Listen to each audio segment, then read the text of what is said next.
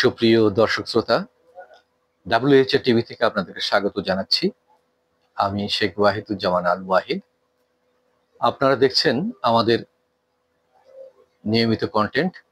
এ পর্যায়ে আমরা আপনাদেরকে শোনাচ্ছি আমাদের পারিবারিক বন্ধন বনাম বৃদ্ধাশ্রম বিষয়ক অত্যন্ত গুরুত্বপূর্ণ তথ্যবহুল কন্টেন্ট। আপনারা মনোযোগ দিয়ে শুনবেন, আপনাদের প্রতি সেই অনুরোধ রইল এবং আপনাদের মতামত আমরা প্রত্যাশা করি। এই যে চারিদিকে আমাদের এত উৎকর্ষতা, লেখাপড়া, জ্ঞান, বিজ্ঞান এবং এত অর্জন, এত সমৃদ্ধতা, সবকিছু কিন্তু ম্লান হয়ে যায় একটি জায়গায় গিয়ে, সেটি হচ্ছে মানুষের একাকিত্বের কাছে। তখন মানুষ মনে করে যে সারা জীবন আমি ফার্স্ট ক্লাস ফার্স্ট হয়ে সব যুদ্ধে জয় করে আমি শেষে জীবন যুদ্ধে হেরে গেছি। কেন? আমার আপনজন, স্বজন, প্রিয়জন বলতে আমি যাদেরকে চিনতাম, জানতাম, জানি, তারা কেউ আজ আমার কাছে নেই।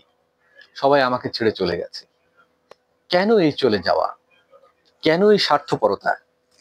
এই যে পারিবারিক বন্ধন সৃষ্টি হয়েছে দুজন মানব সন্তানের মাধ্যমে, মানব জাতির যে সৃষ্টিকর্তা সৃষ্টি করেছেন কোরআন এবং বিভিন্ন ধর্মগ্রন্থে যেটি আসছে, সেটি থেকে আস্তে আস্তে দেখেন আমাদের ভাই বোন, একটা পরিবারের, আমরা যৌথ পরিবার বা আমাদের আমাদের প্রজন্মের কথাই বলি, 5টা 7টা 10টা ভাই বোন কিন্তু অধিকাংশ পরিবারে ছিল। আমরা একসাথে মিলেমিশে থাকতাম। এক একটা ঋতুতে, ঋতুভিত্তিক উৎসবে আমরা মেতে উঠতাম। আমাদের জীবন যাপনের মধ্যে যে একটা আন্তরিকতা ছিল, একটা কাঁথার নিচে আমরা ঘুমাতাম, একটি কম্বলের নিচে ঘুমাতাম, বাবা মাকে জড়িয়ে ধরে, ভাই বোনকে জড়িয়ে ধরে, প্রিয়জনকে জড়িয়ে ধরে। সকালের সেই সোনার ধারার রোদে আমরা গিয়ে বসতাম, রোদ পোহাতাম।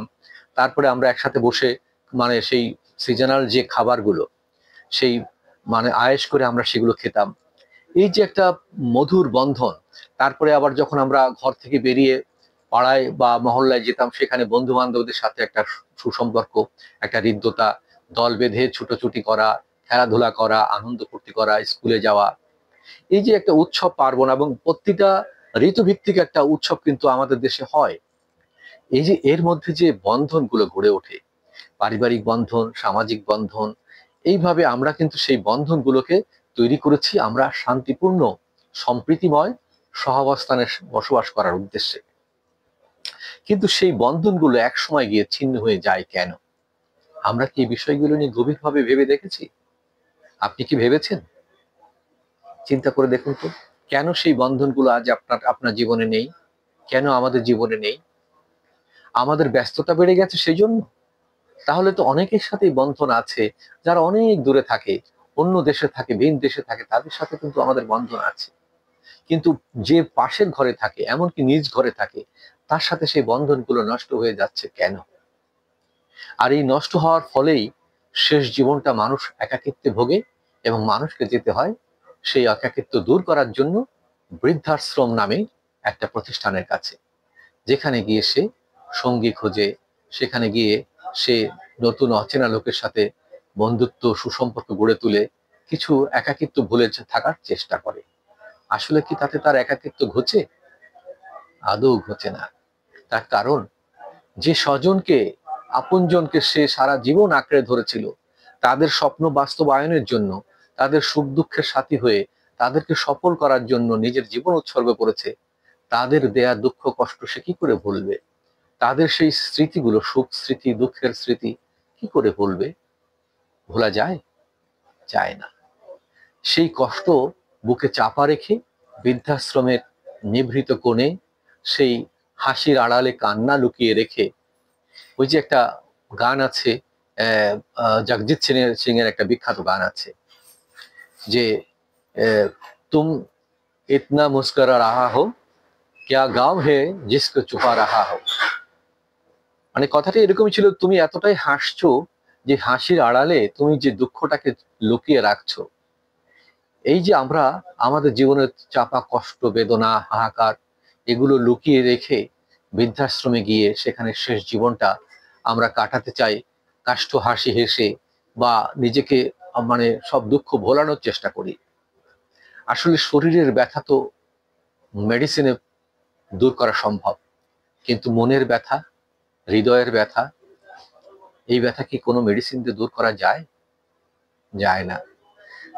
তাই আমরা এই পারিবারিক বন্ধনগুলো, সামাজিক বন্ধনগুলো, এই বন্ধুত্বের বন্ধনগুলো, ভালোবাসার বন্ধনগুলো যখন ছিন্ন হয়, মানুষ এটি গড়ার আগে যতটি রোমাঞ্চিত থাকে, যতটা সচেষ্ট থাকে এবং সে উত্তেজিত থাকে, এটি যখন ছিন্ন হয়ে যায় তার চেয়ে শত গুণ সে বিপর্যস্ত হয়, ভেতরে ভেতরে ভেঙে যায়, টুকরো টুকরো হয়ে যায়। একটা মানুষ, অত্যন্ত শক্তিশালী মানুষকে আমরা দেখেছি যে পারিবারিক বন্ধন হারিয়ে সে ভীষণ একটা দুর্বল, অসহায় মানুষ রূপে নিজেকে পৃথিবীতে এখন দেখছে এবং পৃথিবীর কাছে নিজেকে বোঝা মনে করছে।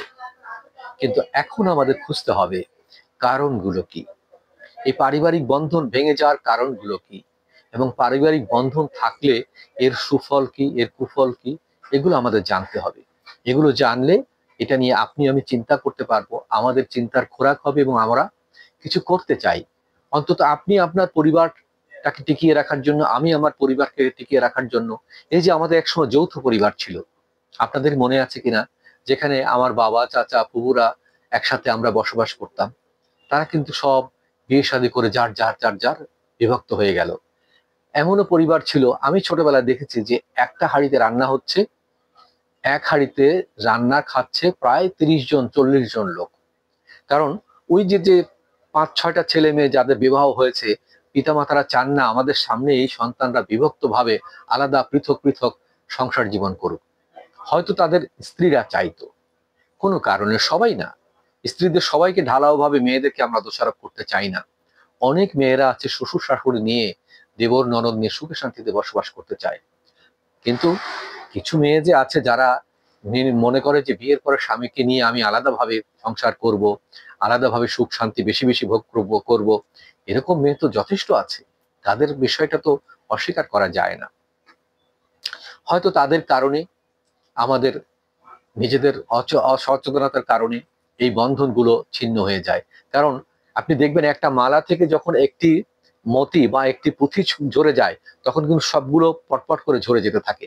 তেমনি একটা পরিবারের 6টি ছেলে, আমার পরিবারের কথাই বলছি, আমার বাবা এবং চাচারা ছিলেন 6 ভাই, আমার 2টা ফুফু।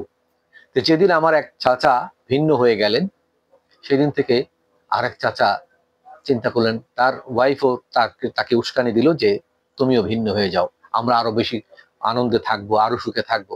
এইভাবে কিন্তু ধীরে ধীরে 6টি ভাই বিভক্ত হয়ে গেল। অসহায় পিতা মাতা শুধু সেটা নির্বিকার ভাবে চাকিয়ে দেখছেন, তাদের বাধা কেউ শোনেনি, চোখের পানি তারা ঝরিয়েছেন।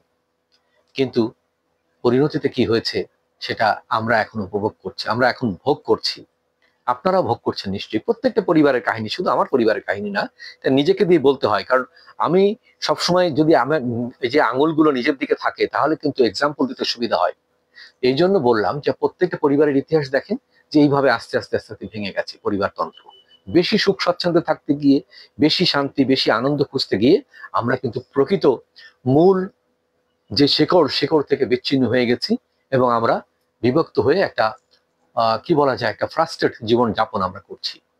এ বিষয়ে আরো মূল্যবান তথ্য আপনাদেরকে দিব। কিন্তু বৃদ্ধাশ্রমের এই যে যে অবস্থাটা, কোনোভাবেই কিন্তু আমাদেরকে সেই সুখ দিতে পারবে না যে সুখ পরিবার থেকে আপনি পাবেন। তাই আসুন আমরা পরিবারের সুখ খুঁজি, বৃদ্ধাশ্রমে নয়। ধন্যবাদ সবাইকে।